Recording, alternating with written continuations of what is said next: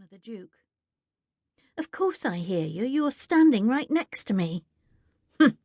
Lady Desmond responded. "And stop staring at the Duke of Osborne. It's most unbecoming." Thea started guiltily. "I'm not staring at him." "You're practically salivating, girl." Lady Desmond tapped her fan against her palm. "I'll grant you he's a fine sight, but he's not our target. Foxford will do nicely, I should say." She glanced around the room. "Hasn't arrived yet." Thea suppressed a shudder. Foxford would not do. Not in a million years. She'd been dutiful and obedient her entire life, except for that one time, in the church. But she had absolutely no intention of marrying a gentleman of her mother's choosing. The Duke of Osborne now commanded the exact centre of Lady Thistlewaite's ballroom, his long limbs anchored to the marble floor, as if he were a ship's masthead. Widows in daringly low-cut satin eddied around him like frothing waves, and debutantes glowing with youth and optimism cast blushing glances, while their mammas plotted to entice the Duke away from his aversion to marriage. What had she been thinking? She couldn't march right up to such a notorious rake. Every gaze in the room was fastened upon him. She'd just have to write him another letter. Yes, that's exactly what she'd do. A nice, safe letter from her desk. Let's see. "Dear Monumental Duke, tonight I didn't speak with you because—" "Oh, there's Lady Gloucester." The Countess peered across the length of her narrow nose. "I must hear the tale of Lady Augusta's marriage. A mere officer. Poor as a church mouse, can you imagine?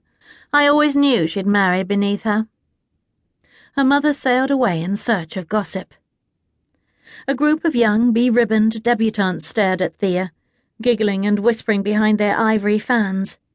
She could just imagine their whispers. "Do you see her? That's disastrous Dorothea, back from exile." "Really? Let me have a look. Why is she so disastrous?" "You mean you haven't heard about the jilting?" Thea unclenched her hands and stared up at a copy of Titian's Perseus and Andromeda in its gilt frame, awash with stormy grey and flowing scarlet. If only a fierce demigod would swoop down to rescue Thea from the sea monster of polite society. Polite? Hardly. Only a thin veneer of civility masked the snide whispers and scrutinizing glances. 10 years in Ireland wouldn't have been sufficient to make them forget. She caught sight of the Duke, disappearing through the glass doors leading to the balcony with Mrs. Renwick on his arm. No doubt headed for an intimate tete-a-tete. Now was her chance to approach him with as few observers as possible. What's the worst that could happen? He could laugh in her face. Someone could witness her latest humiliation. They've laughed before. Called you names. Thea's white slippers tapped across the rose and grey-patterned marble before she had time to change her mind. Conversation ebbed and flowed around her. She kept her head lowered, concentrating on swirling white satin.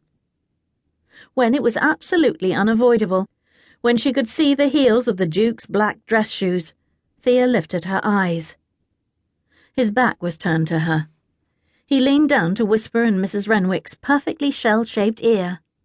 Dear heavens! From across the ballroom he'd appeared slightly more manageable.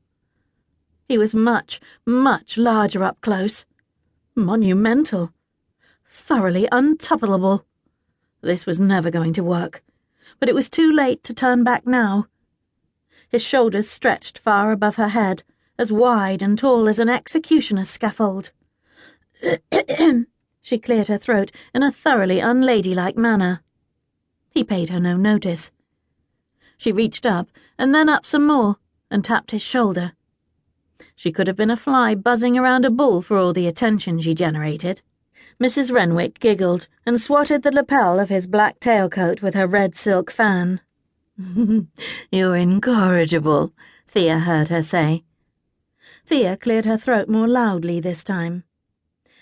"Your Grace," to Thea's mortification, the words emerged as a high-pitched